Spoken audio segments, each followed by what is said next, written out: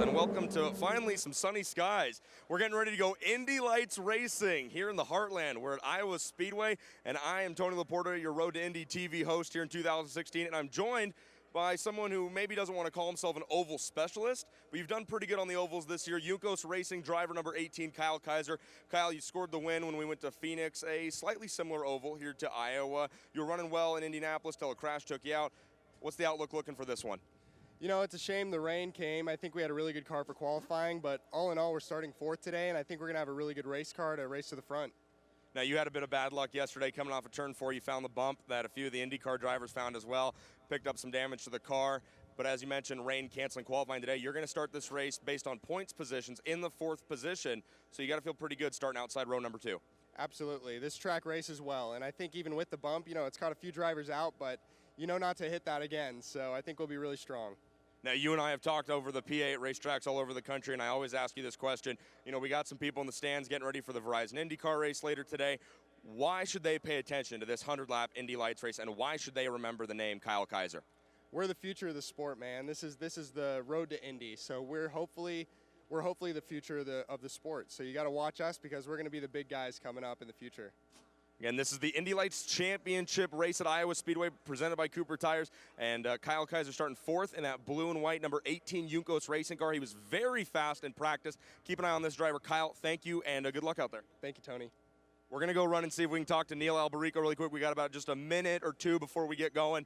Neil Alberico starting in the number 22 Carlin entry. Neil, you're going to have to come from the back of the pack on this one, but I think you got a car to do it. Yeah, we had such good pace yesterday in practice, and kind of bummed we didn't get qualifying in, but it is what it is, so we should have a good run from the back. It's going to be interesting to watch 100 laps. You expecting a lot of cautions in this one, or should we see green flag racing all the way to the end? Yeah, I mean, who knows? These guys up front are fighting for the championships, and everyone wants to win this race, so it's a long race, 100 laps, a lot could happen. All right, Neil Alberico again in the Carlin Racing number 22 entry. He's going to be coming from the back of the pack in this one, but watch for him to move up early. Again, Kyle Kaiser, the number 18, and Neil Alberico in the number 22. They'll slowly creep their way out of turn number 4. Jones accelerates, and we see the green flag. We'll go racing here at Iowa Speedway. Ed Jones jumps to the lead, 3 wide for about 5th on back as Shelby Blackstock takes a look, but Jake Querian is Ed Jones the leader, side by side for 2nd place. Urrutia had followed alongside Jones. That slipped Stoneman back to 3rd, but Dean Stoneman suddenly got a good run off of turn number 2. Now about 2 car lengths back of the lead. Right behind him, Sorales works his way around as well to get that 3rd spot. Sorales jumped to the outside of Santi Urrutia, so move him up to 3rd. Then Urrutia back to 4th. Zach Beach has picked up 1 spot to 5th as Kyle Kaiser is 6th. Leaders make their way out of turn number 4. This is a 100-lap race, Jake Query, but they're going to pick him up and lay him down awful quick today at Iowa Speedway. Seems like that middle groove a little bit faster off the turns. Those that went down low got hung out to dry just a bit. Stoneman now has about a 3-car length disadvantage behind that leader Jones. Right now, the top 2 running the same 2 guys the last time these cars were on an oval there. Front 5 have pulled away just a bit. Further back, Dalton Kellen working to the inside of Andre Negrao. That is a battle for the 9th position. Kellen will hold it, and he'll slip in front through the exit of turn number 1. Now they'll race down the back straightaway. Davey impressed with how these drivers took care of each other here in the opening lap. Yeah, what a good start. And you got to remember, this track had 0 rubber on it, meaning that as the rubber builds up, it gets more grip. You never know what your car is going to do under these conditions. They don't have a lot of practice. They didn't get to qualify, but very, very good start. They're all really up to pace nice. I see Zach Beach finding himself in that 4th position, a little experience around here, and that could pay off. Boy, Jake Query, Juan Pedro Hita, and Shelby Blackstock nearly made contact through turn number 2. Blackstock's going to lose a couple positions as they race out of turn 4. Dalton Kellen actually took advantage of that because Blackstock checked up a little bit. Pedro Hita got past him while Blackstock was watching Pedro Hita do so. Kellen slipped in that fluorescent green machine just underneath him. Front 4, check it out just a bit. It's Ed Jones, Dean Stoneman, Felix Sorales, and Zach Beach. They're all separated by about 2 to 3 car lengths as they set up and arc their way into turn number 1. Running in 5th is Santi Urrutia. The front 5, pace looks pretty good. Then you've got to look a while back, about 10 to 15 car lengths back, to find that blue and white Mazda of Kyle Kaiser. Jake, they'll race out of turn number 1. Dean Stoneman with a very high line out of turn 4. Zach Beach in the 4th position right now is the last of that front 4 that has checked out and separated themselves. Urrutia running in the 5th spot, but he's got quite the distance back. Up front, it is the leader, Jones, starting to extend now on Stoneman. Beach trying to take a look to the inside of Sorales. Couldn't make the move and has to stick in 4th out of 4. Boy, Davey, Beach got a great run going into turn 3, and then all of a sudden there was nowhere to go behind Sorales. Yeah, that wasn't a really good move on Zach. He needs to be a little patient right there. He knew that he was going to come down on him, lost his front end and took off. So Zach needs to start working that second groove maybe just a little bit, see what he's got up there, so when he catches up to him, maybe try an outside pass on him. 8 laps in the book. Ed Jones has led every single one of them. Jake, that battle for second looking pretty good as Dean Stoneman has it off of turn number 2, and Felix Sorales takes the high line as they chase each other down the backstretch. Sorales is feeling a little bit jumpy. Perhaps it's because yesterday he missed out on the last practice session after an incident, had to sit and watch. Beach tried to make a move to get into that 3rd position while Sorales was sitting right there about to pounce to Stoneman for second. Suddenly he's got Beach right on his heels. The lead for Ed Jones is a solid 1.05 seconds as he's got, that translates on this racetrack to about 10 car lengths. Dean Stoneman runs in 2nd, Felix Sorales is 3rd, and then you've got that 4th place running machine of Zach Beach. Leaders will make their way out of turn number 2. Stoneman trying to hold on to that 2nd position. Sorales right about 3 or 4 car lengths, Jake, as they set up for turn 3. Sorales really taking a high entry as they race out of turn number 4. Yeah, Sorales has to be concerned not only with trying to close in on Stoneman, but the fact that Beach is coming up to play a bit as well. Now Urrutia is right there starting to close in on Beach. That's the front 5 now into the backstretch. Got a good battle. One car's going to slip to the inside at the exit of turn number 2. That appears to be, that is the 17 of Andre Negrau. He slips around Shelby Blackstock. Blackstock goes to the bottom of the racetrack to try to run it back down, not able to make it stick. So move Andre Negrau up into the 9th position as they run.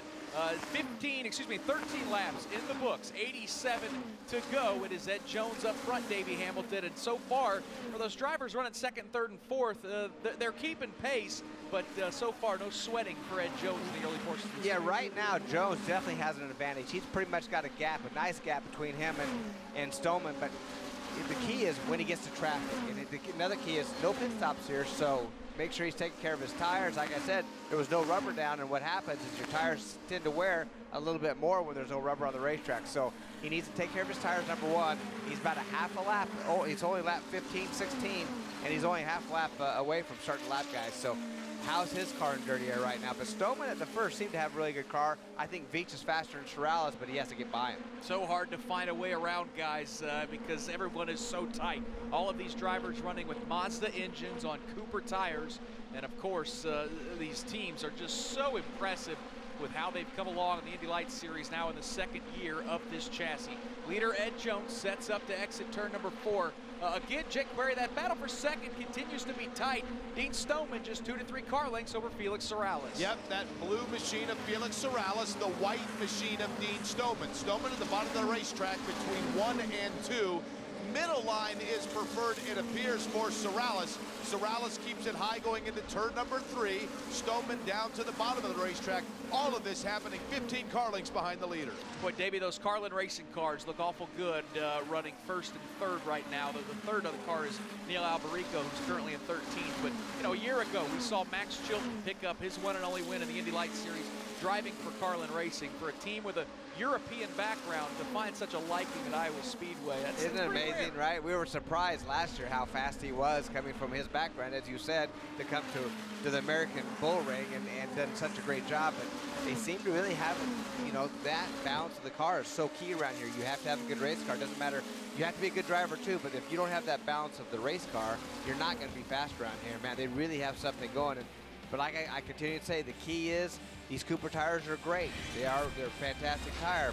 for these cars, but they do wear down over the length of this race. And by the way, they shortened this race just a little bit, it looks like, Nick, from 115 to 100, so it could help some of these guys as well. Rob Houghton has more down on pit lane. Yeah, Nick, walking down the pit lane here, talking to a couple of the engineers, just wanted to kind of get some feedback on the way the racetrack is. I know you guys mentioned from the top of the broadcast that all that rain we got really kind of washed off the rubber that was laid down. And of course, drivers coming in concerned about the grip levels. All I'm hearing from the engineers is good feedback from the drivers. There's lots of grip out there still. Of course, all the drivers still working on the tools in the car to try to get the balance set up based on the track. One thing they are concerned a little bit about is the big wind. There's a lot of wind here right now. It's in their face kind of as they work their way into turn number 1, but it's at their back as they transition into turn number 3. That's going to upset the balance of the car a little bit, and those drivers all going to work on the tools. Davey, how much of an effect does the wind have at a racetrack like this? You know, it does have an effect, and there's not a lot of wind. I think the gust gets you more than anything, but on this little short track, it doesn't affect you like it does at Indianapolis. Let's say turn 2 over there. Yeah, right, exactly. So, and the banking here, you're really loaded a lot, so it does make a difference. But you know, the gearing, making sure the gearing's right, making sure the pace is where you're going to be. So there's a lot that goes into it. These engineers, they they get.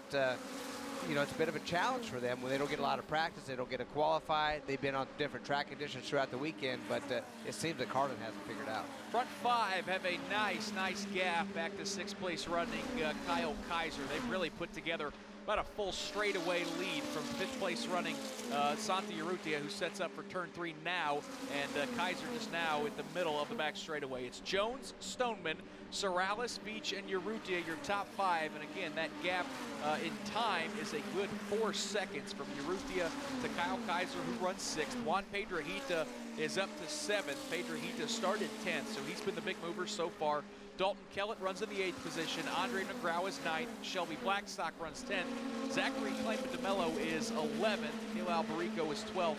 Heeman Choi is 13th. Jake Query, that battle for 2nd, boy, Felix Sorales really making Dean Stoneman work as they race down the back straightaway. There are 2 battles on the track which are starting to become intriguing. Sorales between 3 and 4, trying to sling his way around for 2nd, is certainly one of them. Right on the heels, goes to the inside of Dean Stoneman.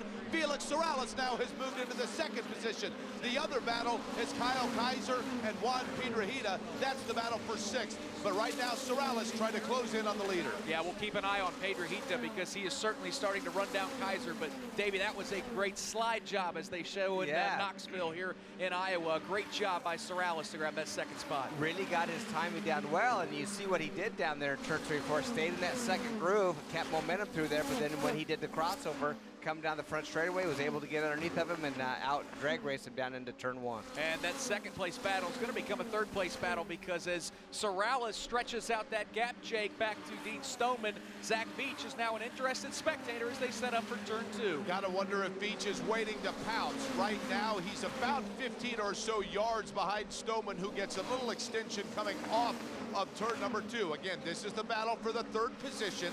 The leader already under the flag stand, then coming off of 4th, that 3rd place car of Stoneman, and then Zach Beach now starting to close in through turn number 1. Stoneman working as hard as he can to keep that car at the bottom of the racetrack. It bounces up about a half a groove at the exit of turn number 2. Last couple laps, Zach Beach has had that car planted really in the 2nd groove as he arcs his way out of turn 4. Davey was talking about just that balance in the wind in general. Rob touched on it as well. You can see it a little bit as they go into turn number 1. Indeed, a stout wind right in the face. But then when you come off of turn number 2, a lot of those cars starting to go to the high line.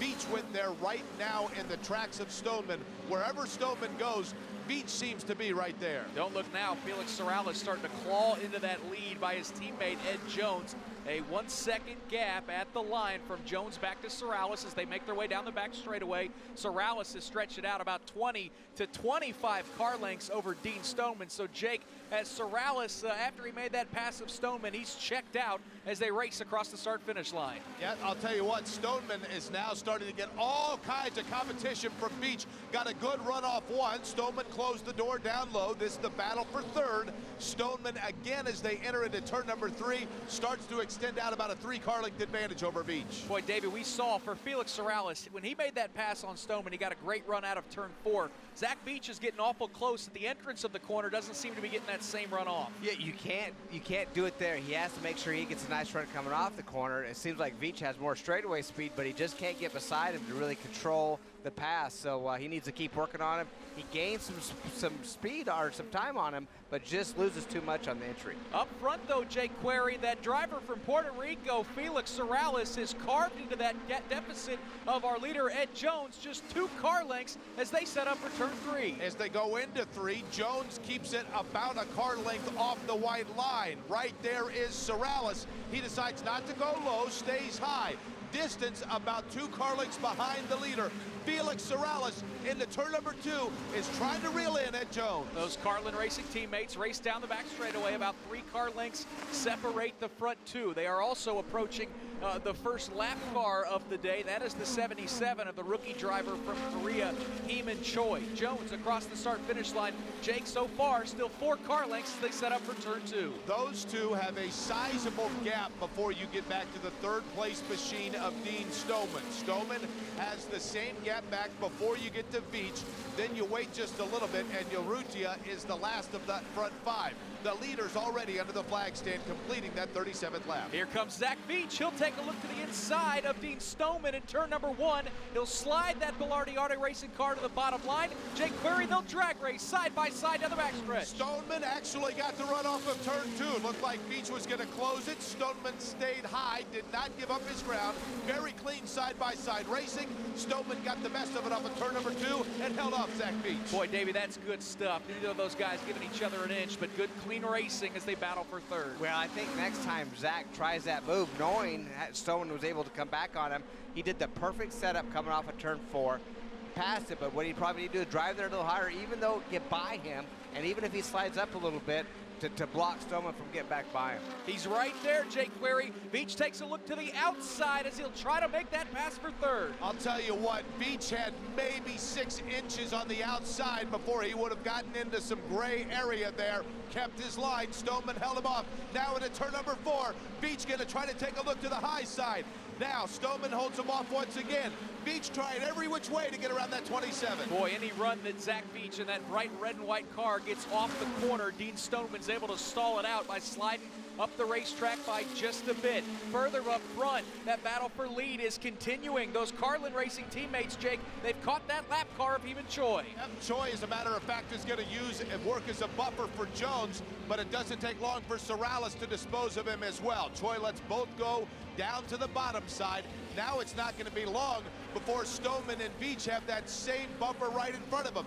Veach still trying to work in, going to work to the outside. Stoneman is right there. They got about as close as they could before Veach managed to keep it down just off the wall coming out of turn number 4. Davey, Zach Veach had to jump way out of the throttle there, but he's not done. He's going to take a look to the inside now as they set up for turn number 3. Right underneath the rear wing. Veach looks to the inside. Stoneman to the outside. They'll race side by side, Jake Query, as they come up on that lap car at the start-finish line.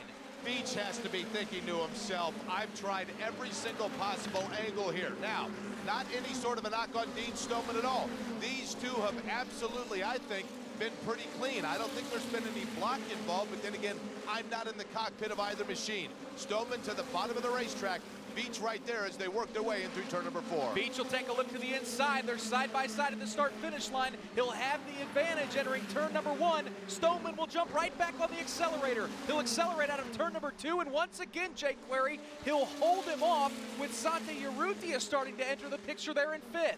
At south end of the racetrack is where Stoneman seems to be able to get a run on Veach. Each time between 1 and 2, Veach has been able to look like he's going to make that move. Stoneman just seems to all of a sudden, almost like a vacuum, pull himself out of turn number 2 and get separation from Veach. Nearing the halfway point of this race, Rob Howden, what are these crew members watching? How are they responding to this great battling? I'm telling you, Nick, the emotion's starting to bubble over down here in the Bilardi Auto Racing pit. Stoneman's made a couple of moves. As you guys saw it, Veach had him up top there. Veach to the inside now in turn number 1 and 2. We'll see if Stoneman can come back on him, but Stoneman made a couple of moves on Veach, pinched him to the wall a couple of times, and I'm telling you, this crew absolutely losing their minds down here. Davey, give Dean Stoneman a lot of credit. He's getting great runs off of the corner, but I'm not sure he's going to be able to hold them off here.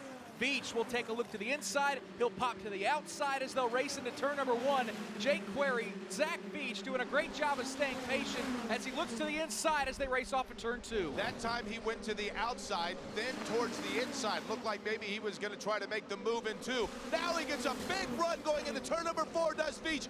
Veach finally gets around Dean Stoneman.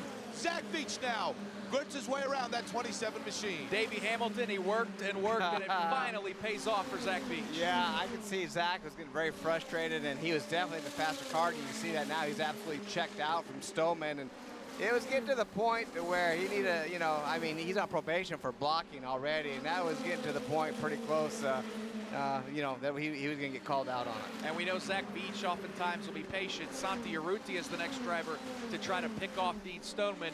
Urrutia is fast, not always the most patient driver in the world, so that battle for 4th is going to continue to tighten up. Up front, with the way that Veach and Stoneman battled, it allowed the Carlin Racing teammates to stretch their lead out now at a good 3 seconds back to Zach Veach, who runs in 3rd. So it's Jones, Sorales, Veach, Stoneman, and Urrutia, Rob, out of the top 5 as we reach the halfway point. Well, guys, you mentioned the poise and the maturity of Zach Veach, but I'm telling you, there's a lot of animosity between Dean Stoneman and Santi Urrutia. They had words at Road America after incidents. If Urrutia gets up to Stoneman, I think the result may be a little bit different. Not sure if he has the same patience as Veach might have trying to get around Stoneman. This could get exciting before it's all over. Hey, Jake Query, how about that battle that you mentioned a little bit earlier? It's for 6th position. It's setting up for turn 3. Kyle Kaiser and Juan Pedrahita. Tell you what, these two have to feel, Nick, like the two of us, me and you together coming to Iowa. It's been like an all-day afternoon drive, sitting side by side of one another, Kaiser and Pedrahita. Kaiser has him just about 10 yards behind him. Pedrahita has kept him in view for the last 50 or so laps. Again, this is the battle for the 6th position. Kyle Kaiser in car number 18, then that yellow of Pedrahita. They come up turn 4, but again, the distance about the same. Yeah, that has kind of stalled out. It got awful close about a lap and a half ago out of turn number 2. So with a chance to catch our breaths, let's go down to pit lane and check in with Mark James. From Cooper Tires, engineer Dan Stanton joins us. Dan, let's first of all talk about the workout that we just saw Zach Veach give those Cooper Tires here at Iowa. Well, he's certainly pushing hard. The fact he's in the toe of Dean Stoneman, he's certainly working the tyres hard. You might see a slightly bigger drop-off towards the end of the race because of that. So it'll be interesting to see how it pans out. If anyone doubted at all the viability of especially the wets, I think Road America was a place where that question was answered, don't you? Certainly. I mean, you've got to design a product that can operate in all conditions and everything that's thrown at the tyre. Obviously, in the format of Indy Lights, there's not enough time to come in and change the slick tyres and then get back out. So the product's definitely quite durable, and I think Road America proved that. And Indianapolis, in our first year of supplying Indy Lights, also proved that. So we're quite pleased with wet weather performance and the fact we can run on a dry line. We probably we could have done with them earlier on.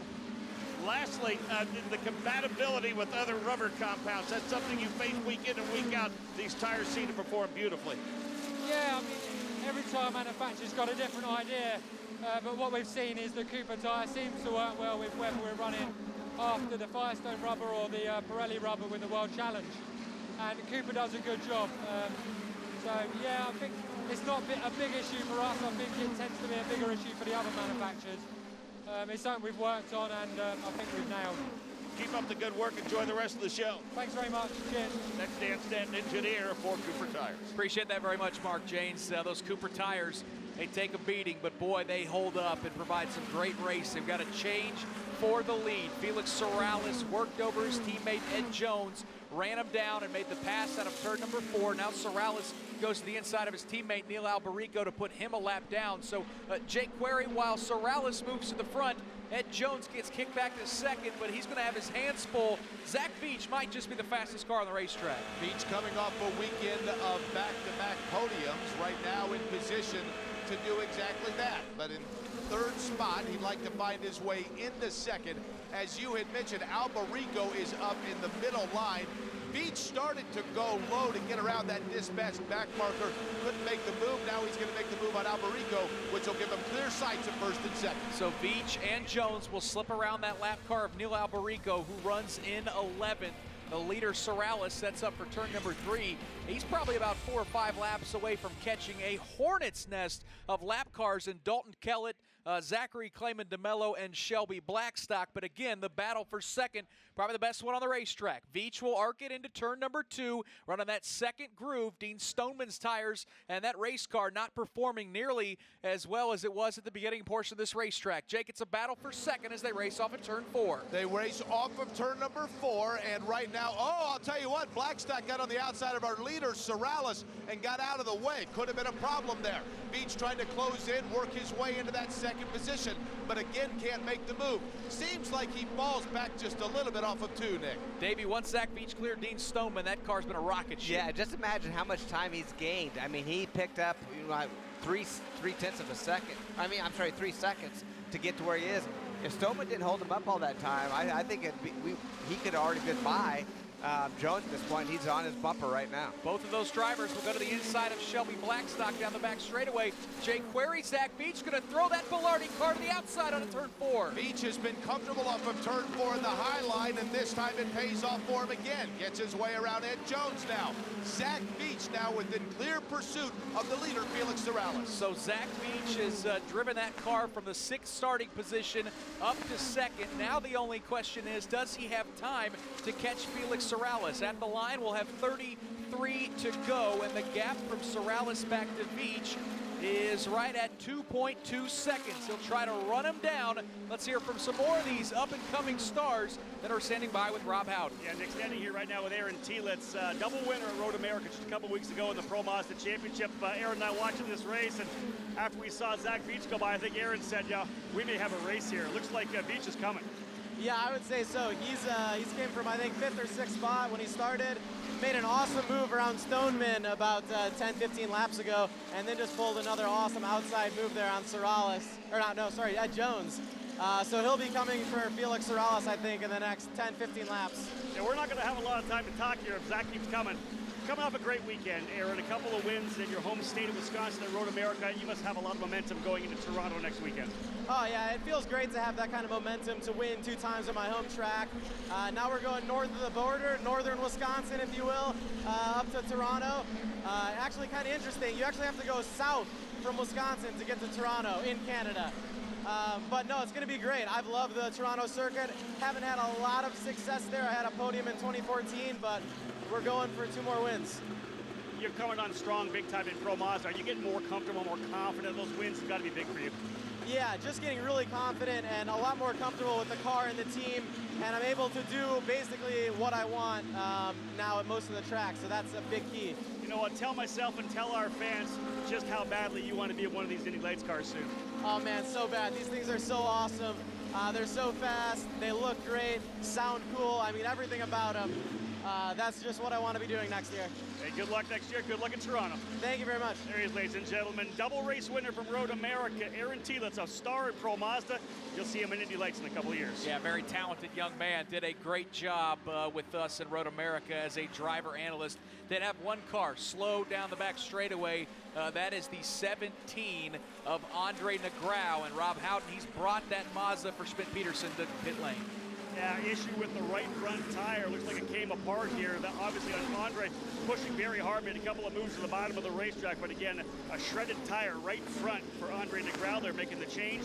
Looks to me like they may put a different set all the way around, Nick. They're going to put new scrubs on all the way around the racetrack. They want to make sure that the tires they have already been used. He's in here to pit lane.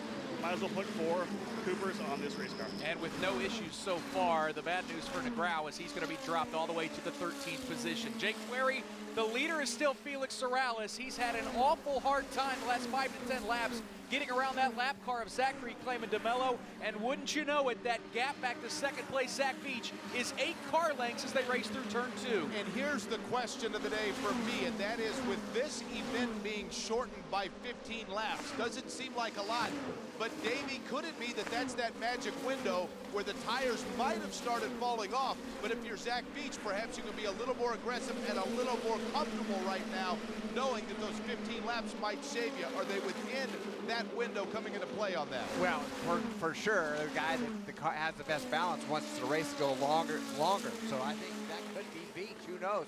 But right now, you're right. I mean, they're equalizing out. I have to say that I'm watching the timesheet here, and one lap Sorales is faster, one lap Beach is faster, just like right there. It's 1 mile an hour faster for Sorales than Beach. But then again, you got Jones still right behind Beach, so it's still a three-horse race. And the problem, Davey, is the leaders now starting to catch those lap cars like Clayman DeMello and Dalton Kellett. They haven't been slouches today. They've had fast race cars. And you look down to the speed. Matter of fact, you look at Ureta. He had the fastest lap that time, running in the 5th position at 155 miles an hour. So, you know, these cars are all, like I say, tire management is key. And we see these leaders super fast at the start, but they're dropping off pace. But the most important thing is they're in lap traffic right now. And, you know, with bad tires, dirty air, it's difficult. Jake Query, 21 laps to go at the line, and Felix Sorales, that gap now 2 to 3 car lengths. Look at the run Beach has down the backstretch. Zach Beach just made quick work of that on the backstretch. The back marker in front of him right now is Dalton Kellett, but that's not of concern for him right now because he just dispatched the leader, Felix Sorales, and Zach Beach leads here at Iowa. Boy, Davey, Zach Beach got one heck of a run out of turn 2. Sorales was held up, got a little sideways navigating the lap traffic, and we've got a new leader with 20 laps to go. Now, Beach needs to really manage one guy. One more lapper in front of him right now, and he's right behind him at this point, the number 28 car, Kellett. If he can get by him, and Kellett does not give him the room. Starts to pull up now a little bit. Zach lost a ton of momentum. And now here comes Sorales back at him a little bit. The gap is still 6 to 7 car lengths. We'll see if Beach, now he'll jump to the top of the racetrack. Is Dalton Kellett going to cooperate? Jake Query as they set up for turn 1. Beach to the inside.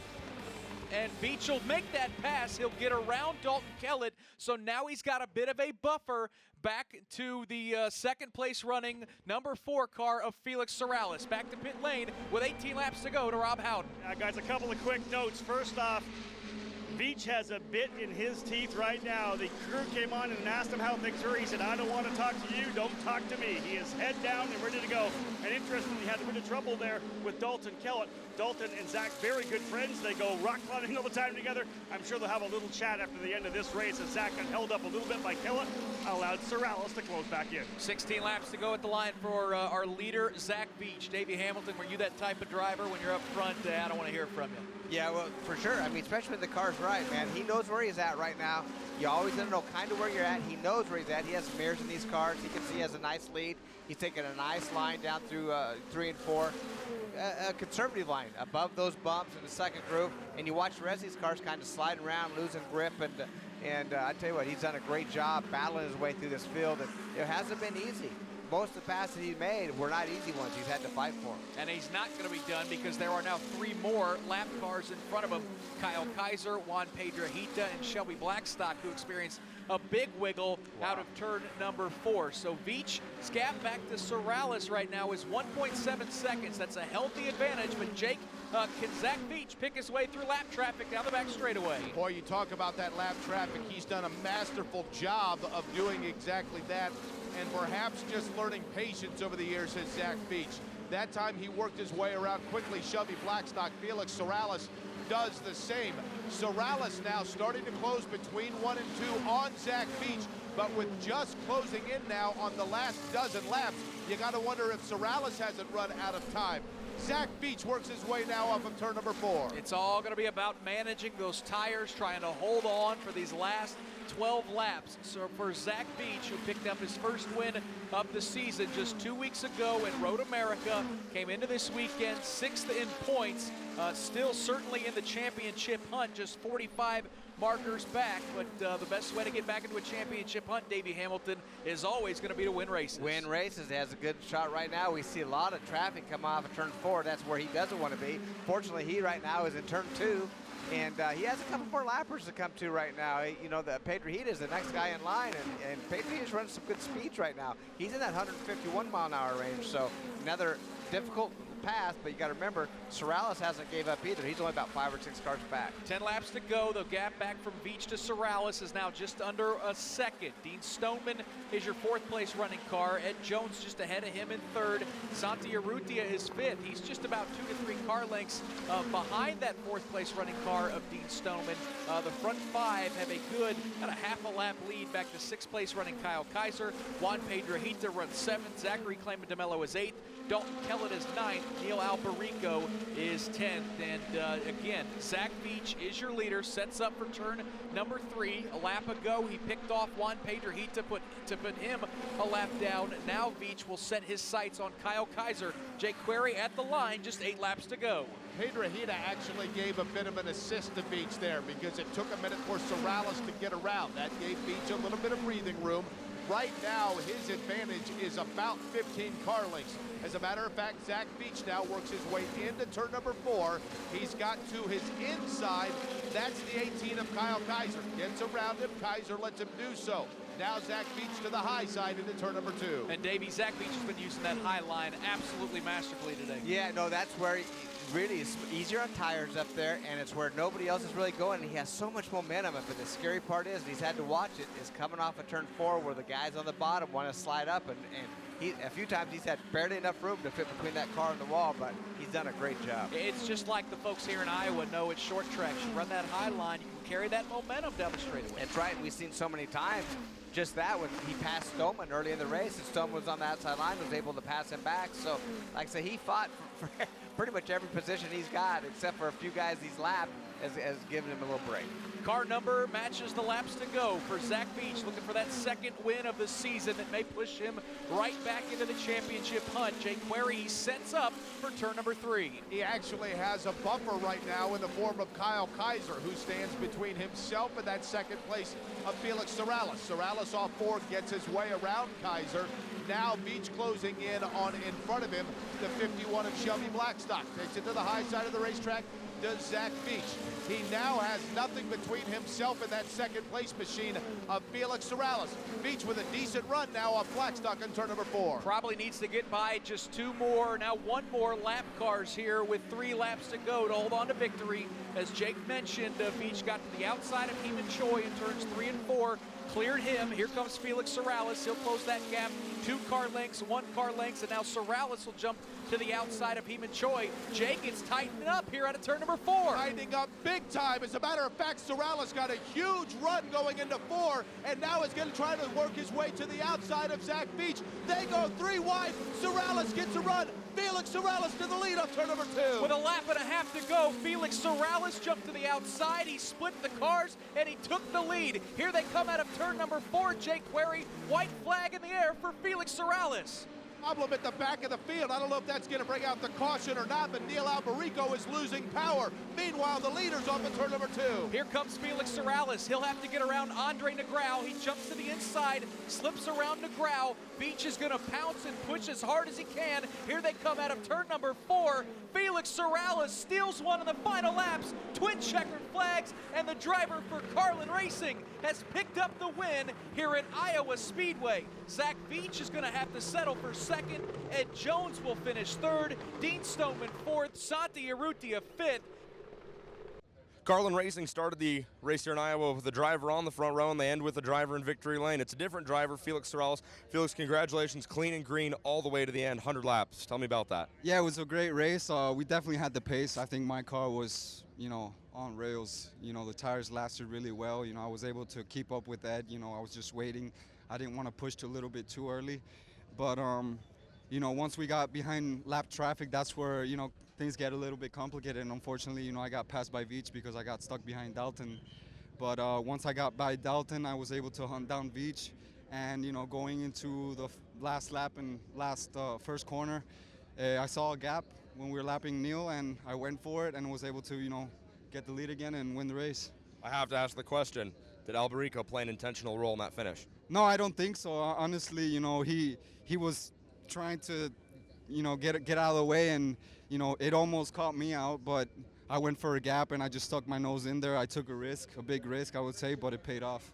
Big hand to the Mazda Road to Indy and Cooper Tires for these great tires, and a fantastic race and fantastic, championship so far.